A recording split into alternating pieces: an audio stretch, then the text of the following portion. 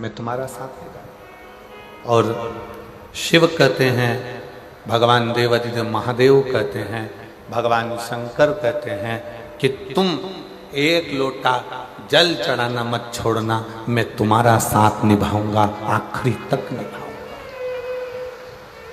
आखिरी तक।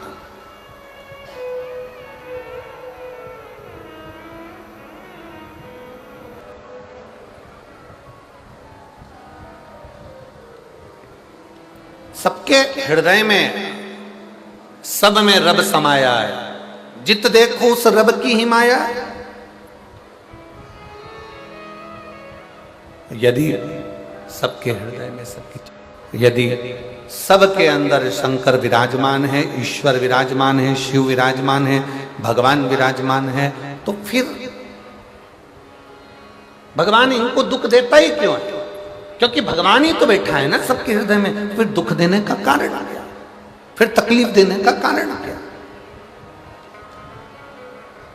मध्य प्रदेश की भूमि पर एक संगीत का हीरा जन्म लिया था, बैजनाथ मिश्र, बेजू बावरा। और ग्वालियर के राजघराने में वो बेजू बावरा अपनी संगीत की कला देता था। अकबर के यहां जो संगीत की कला देता था वो तानसेन था, और ग्वालियर के राजघराने में, मानसिंह के उस राज्य में, ग्वालियर के राजघराने में अगर कोई संगीत की सेवा देता था तो वो बेजू बावरा था। एक दिन अकबर को मालूम पड़ा कि ग्वालियर के राजघराने में मानसिंह की उस राज सिंहासन के सामने एक गायक कलाकार बैठता है, एक संगीतकार बैठता है, उसका नाम बेजू बावरा है। बेजू बावरा क्यों? किस लिए? क्योंकि वो संगीत में इतना डूब गया था, संगीत में इतना डूब गया था, इतना संगीत में डूब गया था कि 24 घंटे वो संगीत की कला से बाहर ही नहीं निकल पाता था। तो लोग ने उसे पागल कहना प्रारंभ कर दिया, बावरा कहना प्रारंभ कर दिया, नहीं तो उसका नाम था बैजनाथ मिश्र। मानसिंह जी के उस राजघराने में बेजू बावरा अपनी प्रस्तुति देता, वहां का रतन था वो, वहां का हीरा था, वहां वो गाता, भजन करता, अपना कीर्तन करता, और मानसिंह जी प्रसन्न रहते।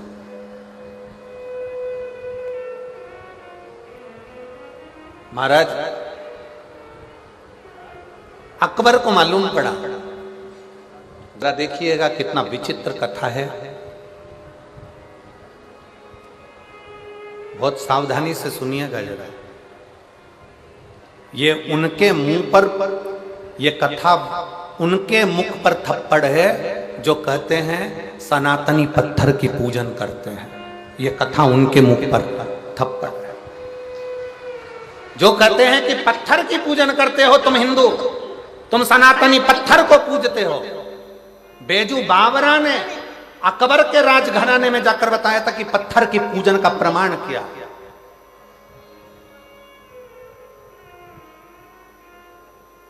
बेजू बावरा ने अकबर के राजघराने में खड़े होकर कहा था कि हम मुर्दे नहीं पूजते, हम पत्थर पूजते हैं और पत्थर को पिघलाकर परमात्मा बना देते हैं। ये बेजू बावरा ने कहा, ये बेजू बावरा कहता है।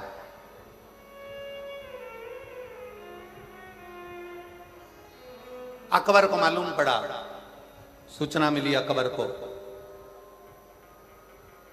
और अकबर ने अपने यहाँ गाने वाले संगीतकार तानसेन को देखा, और तानसेन को देखकर कह दिया कि हमारा संगीतकार तानसेन के आगे सब फीके हैं। ये बेजू बावरा जिसको लोग पागल कहते हैं, ये तो बैजनाथ मिश्र है, पर लोग इसको बावरा कहते हैं, पागल कहते हैं, क्योंकि सही में इसमें बुद्धि नहीं है। अकबर कह रहा है।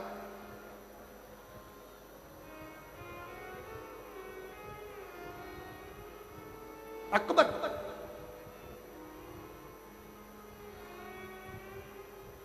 अकबर के हृदय में थोड़ी सी ईर्ष्या जागृत हो गई। अकबर के हृदय में थोड़ी सी ईर्ष्या, नफरत जागृत हो गई कि मेरे राजघराने में जो तानसेन गाता है वो सबसे पहले नंबर का है, वो सर्वश्रेष्ठ है, बाकी के मानसिंह ग्वालियर के राजघराने में जो गा रहा है बेजू बावरा वो शून्य है। अकबर ने उसी समय पर डोंडी पिटवा दी। पूरे नगर में, पूरे क्षेत्रों में, सारे प्रदेशों में आवाज गई, नगरों में डोंडी पिटाई गई कि हमारे तानसेन को सम्मुख में बिठाकर हम संगीत की परीक्षा करना चाहते हैं। जो जीतेगा उसको रत्नों से तोल दिया जाएगा और जो हारेगा उसको मृत्यु दंड दे दिया जाएगा। जितने संगीत वाले थे उसमें से कोई संगीत वाला जाने को तैयार नहीं हुआ कि ऐसा रतन किस काम का, अगर हार गए तो मृत्यु दंड, जिंदा रहे तो रतन, तो मतलब क्या। कोई संगीत वाला नहीं गया। 4 बार पत्र मानसिंह जी के यहाँ भेजा गया, 4 बार पत्र राजा मानसिंह ग्वालियर नरेश के पास भेजा गया कि आपके यहाँ पर बेजू बावरा संगीत का मर्मज्ञ है, उसको भेजिए। बेजू बावरा के पास सूचना पहुंची। राजा मानसिंह ने कहा, अकबर ने एक परीक्षा रखी है, तानसेन को जो हराएगा या जो हारा उसको मरना है, और जो जीत गया उसको ही रतन से, हीरे से, पन्ना से, माणिक से, रत्नों से तोल दिया जाएगा। बेजू बावरा, मानसिंह जी ने कहा, हमारा मन है बेजू बावरा, तुम जाओ उस अकबर की राज सिंहासन पर जाकर तुम अपनी संगीत की कला दिखाओ। बेजू बावरा ने कहा मानसिंह जी से, क्योंकि बेजू बावरा शंकर का परम भगत था, शिव का। बेजू बावरा, बैजनाथ मिश्र, उनके पिताजी शंकर की उपासना करते थे, उनकी मां शंकर की आराधना करती थी, वो स्वयं शिव की आराधना करते थे। शंकर पर 1 लोटा जल, शंकर की भक्ति करना, शिव की आराधना करना, शंकर के मंदिर में बैठकर शिव के सम्मुख में, शंकर की साक्षी में, नटराज की साक्षी में अपनी संगीत की कला का आनंद लेते थे। जो गुरु सिखाते थे वो बेजू बावरा शिवालय में बैठकर शंकर की साक्षी में अपनी संगीत की कला को निखारता था, अपनी संगीत की कला।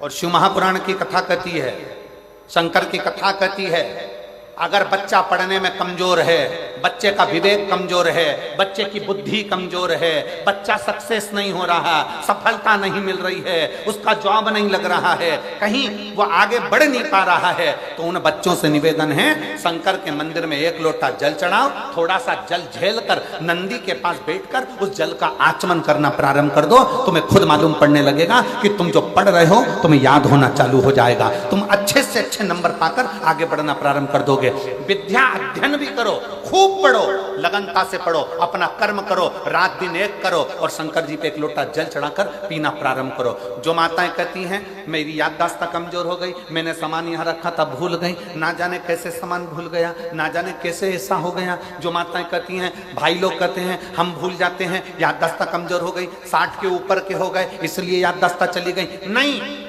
अगर आपकी याददाश्त जा रही है तो आप शंकर जी को 1 लोटा जल चढ़ाना प्रारंभ करो, अपने घर से जल भरो, शिव के मंदिर में जाकर चढ़ाओ, उस जल को झेलो, नंदी के पास बैठकर आचमन कर लो, उसको पी लो। आपको खुद मालूम पड़ेगा 20-22 दिन में, 1 महीने में आपको अंतर दिख जाएगा कि मेरी याददाश्त पहले जैसी थी मजबूत, वैसी की वैसी और हो गई, अब मैं भूल नहीं रही, अब मैं भूल नहीं रहा। बैजनाथ मिश्र जी के, बेजू बावरा जी के माता पिता ने बेजू बावरा को शंकर के मंदिर में बहुत रुचि प्रदान कर दिया। बेजू बावरा तो शिव का उपासक भी था और गायन में भी प्रबल, शिव भक्ति भी और साथ में गायन। शंकर को नटराज मानकर जो गायन की विद्या करता बेजू बावरा। कहा बेजू मेरा मन है।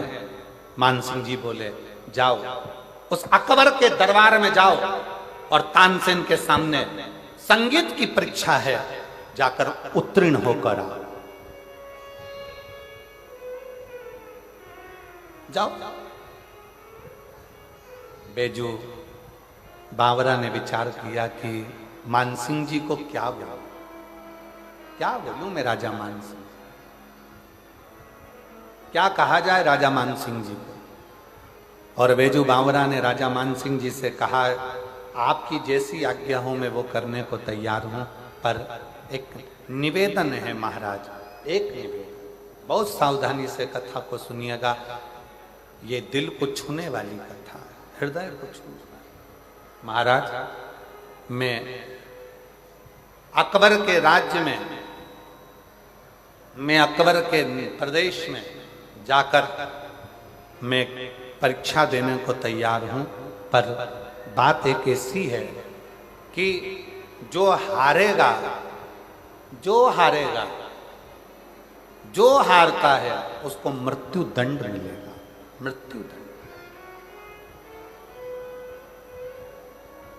जो हारेगा उसको मृत्यु दंड मिलेगा।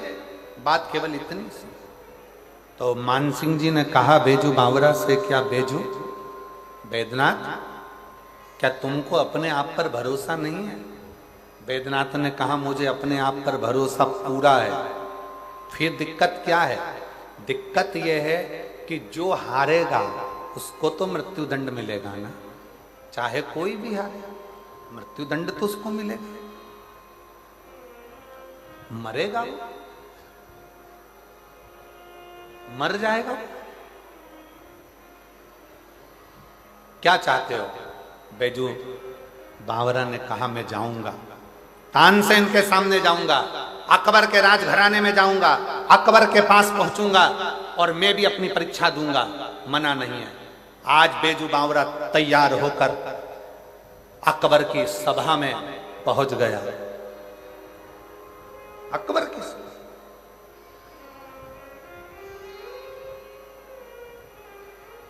परीक्षा की घड़ी थी। अकबर ने कहा बैजू बावरा से, सुन रहे बैजू बावरा, मैंने सुना है तू मान सिंह जी के यहाँ पर गायन का बहुत बड़ा उस्ताद है, बहुत बड़ा संगीतकार है।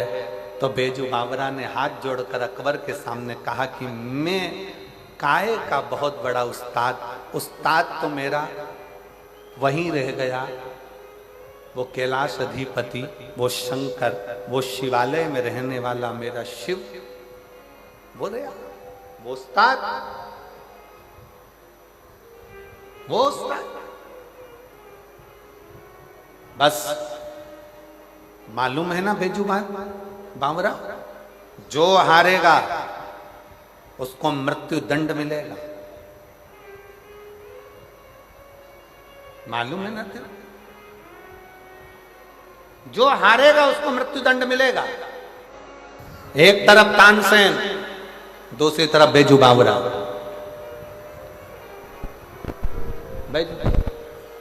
परीक्षा चालू। तानसेन ने जो राग छेड़ा, ऐसा राग छेड़ा तानसेन ने कि जितने दीप लगे थे वो दीप जलना प्रारंभ हो गए। अब जो दीप जलना प्रारंभ हुए तो दीप जलते जलते जलते जलते जलते जलते उस दीप को जलते राग में इतना बल था कि जितनी स्त्रियां कपड़े पहने थे, जितने पुरुष कपड़े पहने थे, उनमें भी आग लगना प्रारंभ हो गई। और जैसे ही आग लगना प्रारंभ हुई, तानसेन ने तो लगा दी आग। अब आई बारी बैजू बावरा की। बैजू ने देखा कि सबके कपड़े जल रहे हैं, दीप जल रहे हैं, तो जो दीप जलते हुए देखा तो बैजू ने तुरंत अपनी राग को जो छेड़ा तो जल वृष्टि होने लगी, पानी गिरने लगा। और पानी गिरने लगा तो जितने दीप थे वो बुझने लगे। जो कपड़ों में आग लगी थी वो सारी की सारी बुझने लगी। कपड़ों में जो आग लग रही थी वो बुझना प्रारंभ हो गई। कपड़ों में जो आग लग रही थी वो सारी बुझ गई। दीप जो जल रहे थे वो बुझ गए। फिर वापिस ने फिर तान छेड़ी और तानसेन ने ऐसी तान छेड़ी तो जितने हिरण थे वो तानसेन के पास में आ गए। और जैसे हिरण आए, हिरण पास में आते से तानसेन ने एक माला निकालकर हिरण के गले में डाल दी। हिरण उस माला को पहनकर भाग गए। अब बैजू बावरा से कहा गया कि वो माला को वापस बुलाओ। जैसे बैजू बावरा ने अपनी राग छेड़ी, जो गए हुए हिरण थे वो वापस तोड़ कर आ गए और बैजू बावरा ने उनके गले से माला निकालकर अपने पास में रख ली। अकबर देखकर आश्चर्य में पड़ गया और अकबर आश्चर्य में पड़ते से ही अकबर को आ गया गुस्सा कि ये तो मेरे तानसेन को हरा रहा है। इतने में अकबर अपने सिंहासन पर बैठकर बैजू बावरा को कहने लगा, अरे बैजू बावरा, तुम हिंदू, तुम सनातनी पत्थर की पूजन करते हो, क्या पत्थर तुम्हारे पूजन करने से, पत्थर क्या तुम्हारे बोलने से पिघल सकता है? जैसे ही बैजू बावरा को कहा, जैसे ही कहा, और बैजू बावरा ने राग मालकोस राग को जो गाया, जो